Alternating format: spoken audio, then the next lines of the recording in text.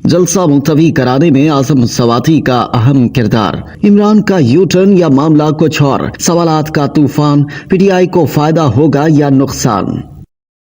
इस्लामाबाद में पाकिस्तान तहरीक इंसाफ का जलसा मुलतवी कराए जाने के हवाले से पीटीआई के रहनुमा आजम सवाती का किरदार और इस तनाजुर में बानी चेयरमैन इमरान खान की बहन हलीमा खान के शदीद रद्द-ए-अमल और मानी खेज बयान ने पार्टी रहनुमाओं और फाल कारकुनों में मायूसी के साथ साथ कदरे इश्तियाल भी फैलाया है, क्योंकि बार बार तैयारी करने के अहकामात मिलने के बाद जलसा मुलतवी करने के फैसले से अब वो शदीद नाराजगी का इजहार करते हुए गैर फाल होने की बातें कर रहे हैं। हलीमा खान ने जलसा मनसूख होने पर सख्त रद्द-ए-अमल का इजहार करते हुए कहा था कि पार्टी की मौजूदा लीडरशिप इमरान खान को जेल से निकालना ही नहीं चाहती। उन्होंने कहा कि ये फैसले खुद करते हैं, नाम इमरान खान का ले लेते हैं। आजम सवाती का कहना था कि बानी पीटीआई इमरान खान ने हिदायत की है कि किसी भी इंतशार से बचने के लिए जलसा मुलतवी कर दिया जाए। अपोजिशन के ग्रैंड अलायंस के सरबराह महमूद खान नचकजई ने भी नाराजगी का इजहार करते हुए कहा कि जलसा मनसूखी से कबल उन्हें एतमाद में क्यों नहीं लिया गया। याद रहे, ये पहला मौका है कि जलसा मुलतवी करने के फैसले से कयास आराइयों और अफवाहों के साथ सवालात का एक तूफान उठा है। रहनुमाओं से लेकर कारकुनान तक इस बारे में हकाइक जानने का मुतालबा कर रहे हैं।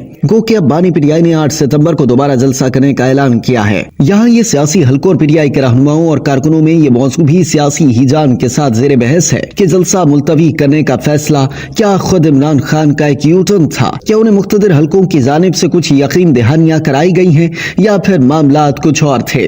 इस्लामाबाद में होने वाला जलसा फिर मुलतवी होने का तहरीक इंसाफ को सियासी तौर पर फायदा हुआ या नुकसान। इस सवाल पर तजियाकार कहते हैं कि इमरान खान की गिरफ्तारी के बाद केपी के अलावा पाकिस्तान तहरीक इंसाफ कहीं भी बाकायदा जलसा नहीं कर सकी। जलसे मुलतवी करने से पीटीआई को नुकसान ही होगा, इससे पार्टी को सियासी नुकसान होगा।